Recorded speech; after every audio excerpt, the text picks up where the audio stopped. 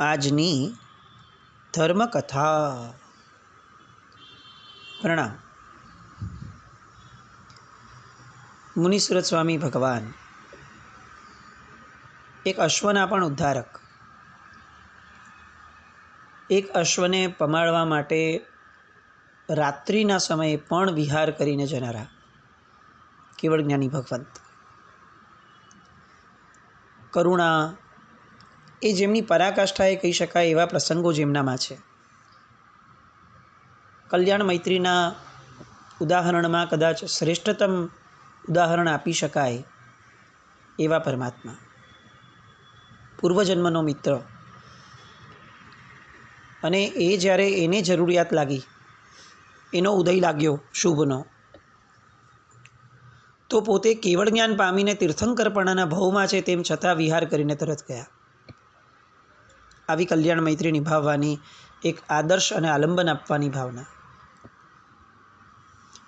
એવા મુનિસુરત સ્વામી ભગવાન, એમના સમ્યક દર્શન પામ્યાના ભવની વાતો આપણે કરી રહ્યા છીએ. શિવકેતુ. આ શિવકેતુ એને એક મહાત્મા મળ્યા છે, જે મહાત્માની સામે બેસી અને હવે એણે પોતાના મનના પ્રશ્નોને વાચા આપવાનું શરૂ કર્યું છે. એના જીવનનો 8 વર્ષનો એ સૌથી મહત્ત્વનો પ્રશ્ન હવે એણે પૂજ્ય મહાત્મા પાસે મૂક્યો કે આવું કયું પાપ મેં કર્યું કે હું બધું જ સારું રાખું છું, વર્તું છું, અને તેમ છતાં મારા માતા પિતાને મારા પ્રત્યે અસંતોષ છે, મારા પ્રત્યે ઘૃણા છે, મારી સાથે આટલા દ્વેષ અને તિરસ્કારથી વર્તે છે. આવું કેમ થાય છે પ્રભુ? અને હવે એ જ્ઞાની ગુરુ ભગવંત, એમણે પોતાના મુખને એક એવી દિશા તરફ વાળવાનું શરૂ કર્યું કે જે દિશાના કારણે આ શિવકેતુ, બાળ શિવકેતુને કંઈક એવું પ્રાપ્ત થાય છે કે જે છેક કેવળ જ્ઞાન સુધી એને લઈ જશે. મુનિરાજે કહ્યું, વત્સ, હવે તારા પ્રશ્નનો હું ઉત્તર આપું છું, તું ધ્યાન દઈને સાંભળજે. આ અત્યારે જે નગરી છે માકંદી, એ જ નગરીની વાત છે. શિવ શર્મા અને શિવ સોમા આ નામની એક બ્રાહ્મણ દંપતીની આ જ નગરીની અંદરમાં એમની જીવનધારા અહીં વહેતી હતી. બંને જન્મજાત દરિદ્રી અને ભિક્ષાજીવી. તારા પૂર્વભવની આ વાત છે. આ પૂર્વભવની અંદરમાં તું એમના પુત્ર તરીકે હતો. તારું નામ હતું રુદ્ર શર્મા. તો સ્વભાવે સરળ હતો, વિનયી પણ હતો, પણ ભણવામાં કાચો હતો. તારી 8 વર્ષની ઉંમર થઈ હતી ત્યારે તારા સંસ્કારો વગેરે જે બ્રાહ્મણને અનુરૂપ હોય તે થઈ ગયા હતા, પણ તેમ છતાં તને સંધ્યાપાઠ કરવા સિવાય બીજું કંઈ આવડતું નહોતું. એટલે તારા મા બાપને એવું લાગ્યું કે તું કંઈ ખાસ ભણી નહીં શકે, એટલે તને ઘરકામની અંદરમાં જોડી દીધો. એવો જોડ્યો, એક તો દરિદ્રી, ઉપરથી માંગીને ખાવાનું, ભિક્ષાચરણ. એટલે ઘરની અંદરમાં આખો દિવસ એટલું બધું કામ રહે કે તને આખા દિવસની અંદરમાં ક્યાંય સમય ન મળે. પૈસાનો તોટો, એટલે તારી પાસે એવા એવા કામો કરાવડાવે કે જેના કારણે તારા સાંધા દુખી જતા. એ જન્મમાં જ તારો એક ભાઈ હતો, નાનો ભાઈ. એનું નામ હતું અગ્નિ શર્મા.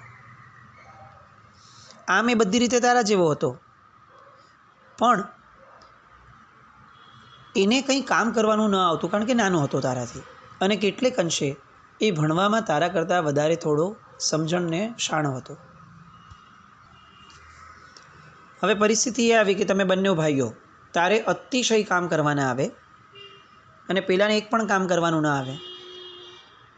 હવે આ સંસારનો એક બહુ અજુગતો નિયમ છે કે અહીંયા જે માણસ કામ કરે ને એને જ લોકો કરડે. જે કામ ન કરતું હોય એને કોઈ કરડવા ન જાય, એની માટે લોકો સ્વીકારી લે કે હવે આ કામ જ નથી કરતો, જવા દો નહીં, છે જેવો. પણ જે કામ કરતો હશે એની 50 ભૂલો લોકો કાઢશે. ત્યારે લોકો ક્યારેય એવું નહીં વિચારે કે કામ તો કરે છે, કામ કરે છે તો ભૂલ થાય છે. પણ ના, આ સૃષ્ટિનો નિયમ છે અને દરેક કાળમાં 3 કાળમાં આ નિયમ લાગુ પડ્યો છે કે જે કામ કરે એને લોકો કરડે. એટલે થયું એવું કે તું કામ કરે, તારી ભૂલો થાય જ સહેજે, એટલે તરત તારા મા બાપ તને ટોકે, ઠપકારે, સજા કરે. પણ તારો નાનો ભાઈ કંઈ કામ જ નહોતો કરતો, એટલે એને ક્યારેય તારા મા બાપ ઠપકારતા જ નહોતા. એ તો નાનો છે એમ સમજી અને રખડવાનું ચાલુ કરી દે, પોતાની મેળે રખડે રાખે અને કોઈ રોકટોક જ ન કરે. એની પર ધ્યાન આપવા જેવો તારા માતા પિતા પાસે સમય પણ નહોતો. એ પોતે કમાવામાંથી ઊંચા નહોતા આવતા, એટલે ઓલા પ્રત્યે શું ધ્યાન રાખે? અને તું કમાવ દીકરો હતો, તું કામ કરતો દીકરો હતો, એટલે તારા પ્રત્યે અતિશય ધ્યાન આપતા, પણ સામે તારી ભૂલોના કારણે તને અતિશય ઠપકારતા.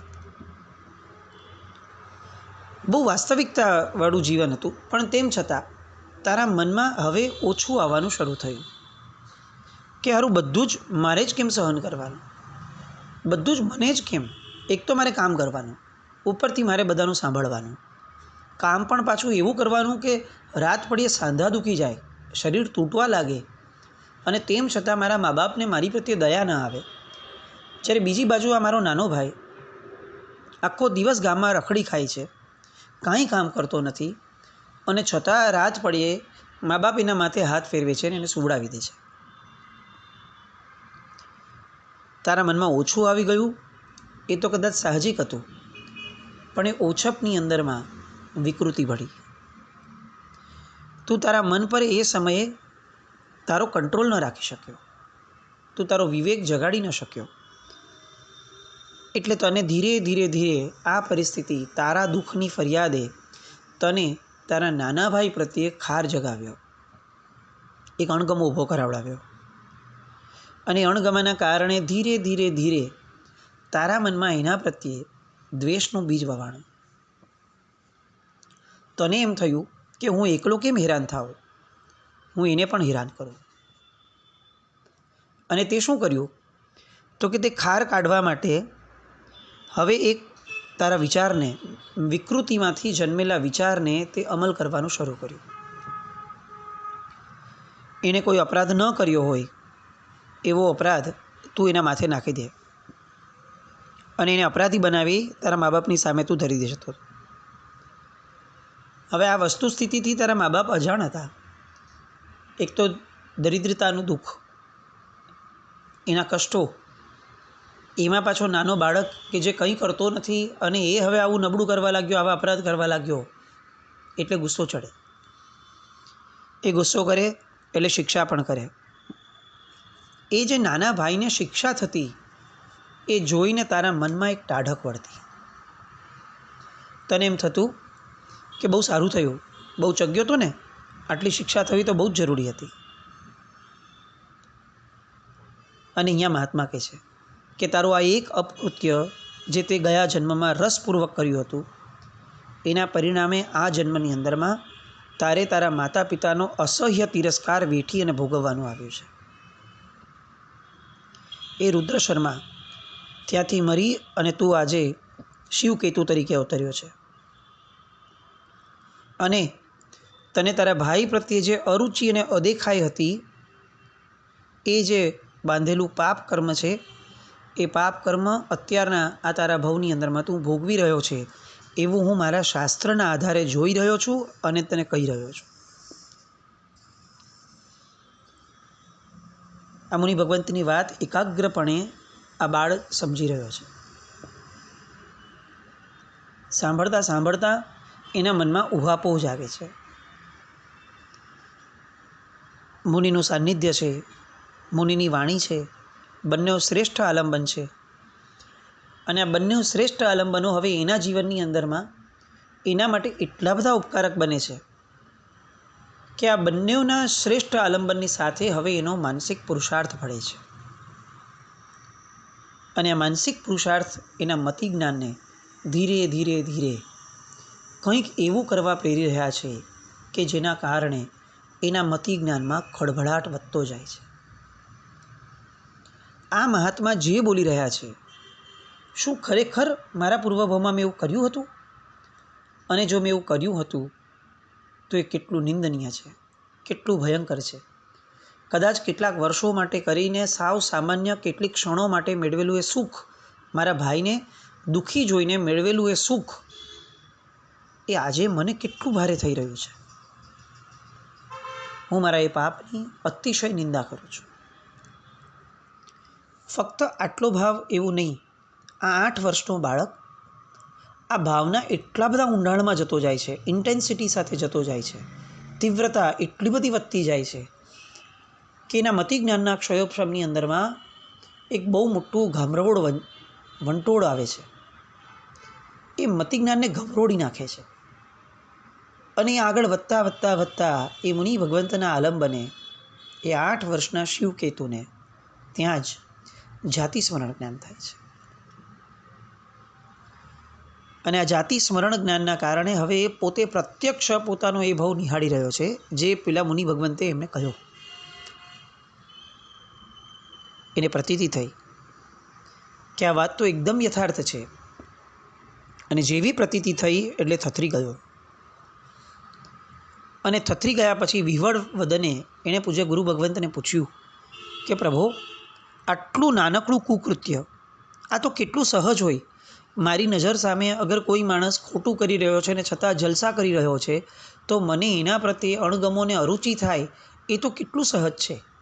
અચ્છા, મેં કંઈ બહુ ભયંકર કુકાર્ય કર્યું હોય, એને બહુ જ પરેશાન હેરાન કર્યો હોય એવું ક્યાં હતું પ્રભુ? મેં તો એક મોટા ભાઈ રૂપે નાના ભાઈની એક સાહજિક જે મને ઈર્ષ્યા થાય એ ઈર્ષ્યા સ્વરૂપે સાવ નાના નાના પ્રસંગોની અંદરમાં ફક્ત એને અપરાધી ઠેરવવા જેવું જ મેં તો કાર્યનો પ્રયત્ન કર્યો હતો. એમાં મારા માતા પિતાએ તે ભાવમાં પણ એને કંઈ એવડી મોટી પણ સજા નહોતી કરી કે જેના કારણે મારે આ બધું ભોગવવું પડે. એ તો સજાઓ પણ એની ઉંમર અનુસાર હતી.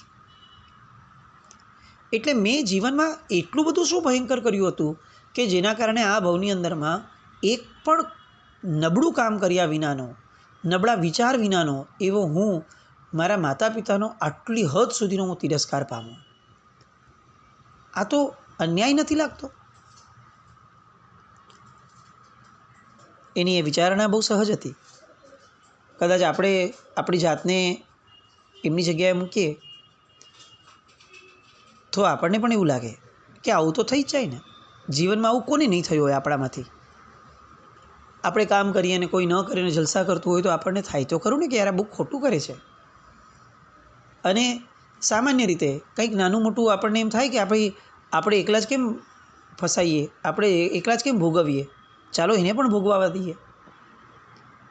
આવું તો કદાચ આપણા 25-50 વર્ષના જીવનમાં આપણે કેટલી વાર કર્યું હશે આવું. અને પહેલાં એ જે 2, 5, 10 વાર કર્યું હશે એની સજા ક્યાં? જેટલો થરથરાટ આ શિવકેતુના જીવને થયો 8 વર્ષના બાળકને, એનો કેટલામો અંશ આપણે 80 વર્ષના જીવનમાં પણ ક્યારે અનુભવશું? પ્રશ્ન એ છે. કર્મ કેટલું ભયંકર છે, આ અવળી મતિઓ કેટલી ભયંકર છે. આમ આપણે જરાક અનુપ્રેક્ષામાં જઈએ તો એવું લાગે કે તીર્થંકરનો જીવ નિગોદમાંથી નીકળે ને ત્યારથી એ પરાર્થ વ્યસની હોય, એ પરકલ્યાણ માટે હંમેશા તત્પર હોય, ગમે તે ગતિમાં કેમ ન હોય. એના આત્મામાં તીર્થંકરપણું તો પહેલેથી જ છે.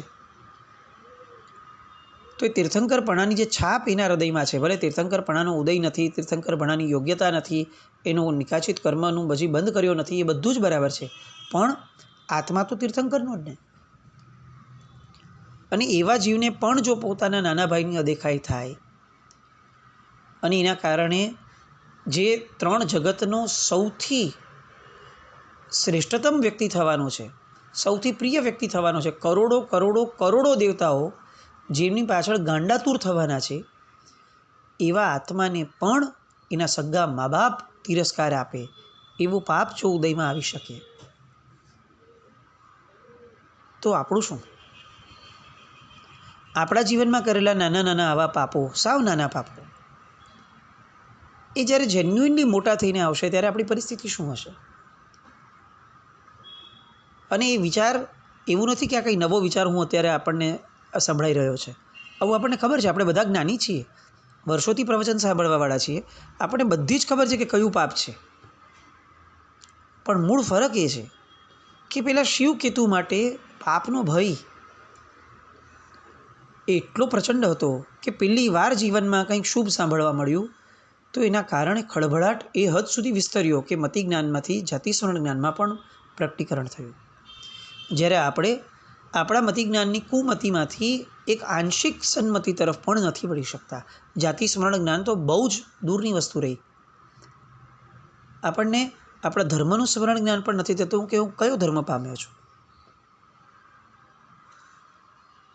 બહુ વિચારવા જેવું છે. ફક્ત ધર્મ કરીએ જ રાખવું અને મનનો ઉપયોગ જ ન કરવો. મતિ જ્ઞાનનો ઉપયોગ કર્યા વિનાનું શ્રુત જ્ઞાન એ આપણને કેટલું ફળશે? એ બહુ જ મહાન છે શ્રુત જ્ઞાન, એમાં કોઈ શંકા જ નથી. પણ મતિ જ્ઞાન સહિતનું શ્રુત જ્ઞાન, બાકી તો 14 પૂર્વી પણ નિગોદમાં જાય છે. તો શ્રુત જ્ઞાનની ક્યાં કમી હતી? પણ મતિ જ્ઞાનની જાગૃતિ નથી. તો મતિ જ્ઞાનની જાગૃતિ વિનાનું શ્રુત જ્ઞાન એ ક્યાં લઈ જશે આપણને? એ શું આપશે આપણને? ચાલો ક્યાં લઈ જશે એ તો જવા દઈએ.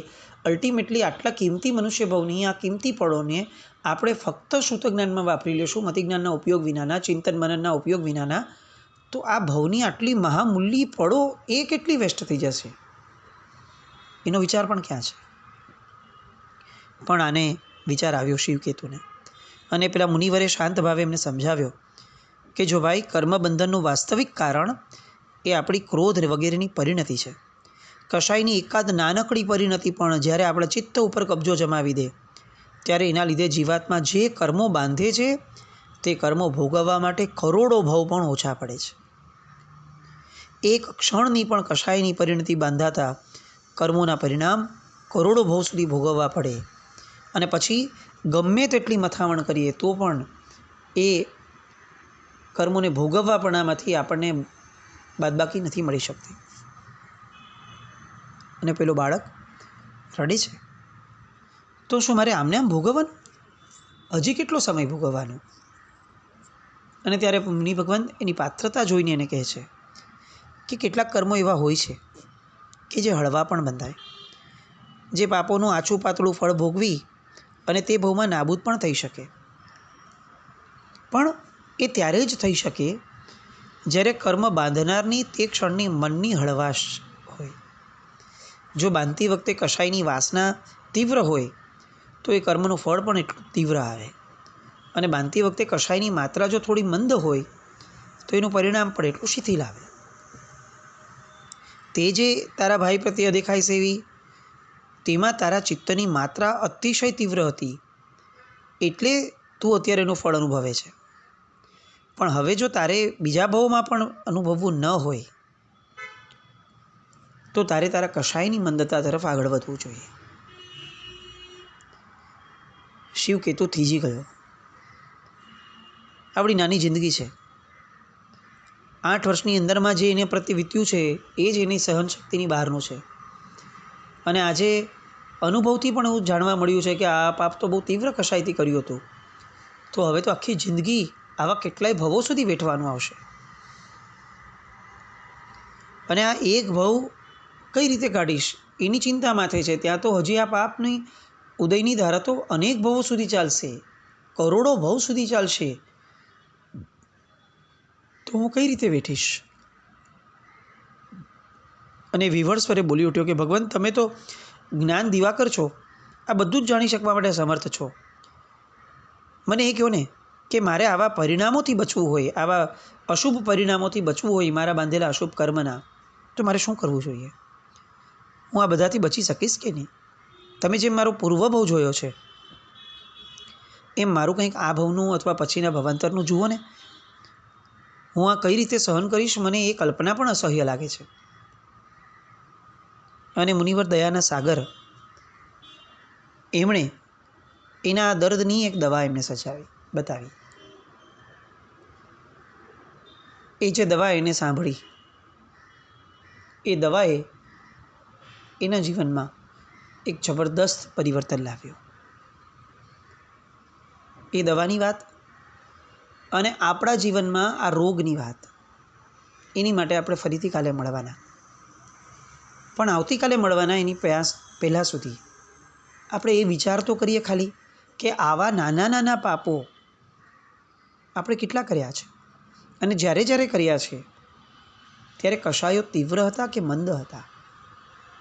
એટલું સ્મરણ, આ ભવનું સ્મરણ કરવાનો પ્રયત્ન કરશું ને તો ક્યાંક જાતિ સ્મરણની આપણી પાત્રતા થોડી ઊભી થશે. પાપો કર્યા અને મિચ્છામી દુક્કડમ બોલી લીધું મોઢેથી, જીભથી અને છોટા થઈ ગયા, કંઈ એના ઊંડાણમાં વિચારવાનો પણ પ્રયત્ન ન કરીએ તો આ કંઈ જાતિ સ્મરણ જ્ઞાનની પાત્રતા નથી આપણી. અને જેના મતિજ્ઞાનનો જ ક્ષયોક્ષમ નથી થતો એને કેવળ જ્ઞાન ક્યાંથી થવાનું? એટલે આજના દિવસમાં આ પ્રયત્ન કરીએ. બીજું, આપણે જે ધર્મકથા લખવા માટેની જે વાત પ્રપોઝલ મૂકી હતી તે ગ્રુપની અંદરમાં લોકો જોડાયા છે, એનો આનંદ છે, અનુમોદના છે બધાની. હજી પણ જે કેટલાક બાકી હોય તો આપણે 1-2 દિવસ એવો સમય હજી પણ રોકાશું. એનું સ્ટ્રક્ચર આખું રેડી થઈ રહ્યું છે. બહુ સહજતાથી અને સરળતાથી થઈ શકે એ માટેના પ્રયત્નો ચાલે છે. ઘણા બધા લોકો શ્રોતાઓમાંથી જ એટલા પરિણત લાગે આપણને. ઘણીવાર એમ લાગે કે શ્રુત પ્રત્યેનો બહુમાન અને ભક્તિભાવ લોકોનો કેટલો બધો હોય છે, ક્યાં ક્યાં પડેલો હોય છે આટલો સરસ ભાવ.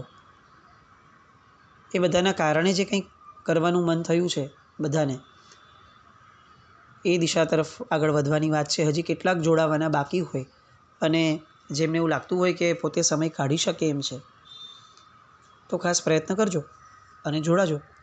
કદાચ ક્યાંક કોઈક બીજા એવા લાગે કે જે ધર્મકથા ન સાંભળતા હોય ને એમના જીવનમાં એમને કંઈક આવું સ્વાધ્યાયની દિશામાં આગળ વધવાનું શક્ય થતું હોય તો એમને જણાવજો. પણ આપણે બધા જ જે જોડાઈએ એ સમૂહમાં એવી રીતે જોડાઈએ કે આ ધર્મકથાના માધ્યમે જે પણ સત્કાર્ય થાય એ ભવાંતરમાં આપણને બધાને ધર્મ સાથે પકડીને રાખે. અને જ્યારે આપણે પકડાઈને ન રહી શકતા હોઈએ ત્યારે આપણામાંનું કોક એ આપણને પકડવા માટે એ ભવમાં કોઈ પણ સ્વરૂપે આવીને આપણને પકડાવે ધર્મને. બસ એ આ ધર્મકથાનો પરિવાર અને આવા સુકૃતો માટેનો આ એક નાનકડો પ્રયાસ. જોડાવાનો પ્રયાસ કરતા રહીએ. જીના જ્ઞાવૃત કંઈ પણ બોલાય તો મિચ્છામિ દુક્કડમ. જૈનમ જયતિ શાસન.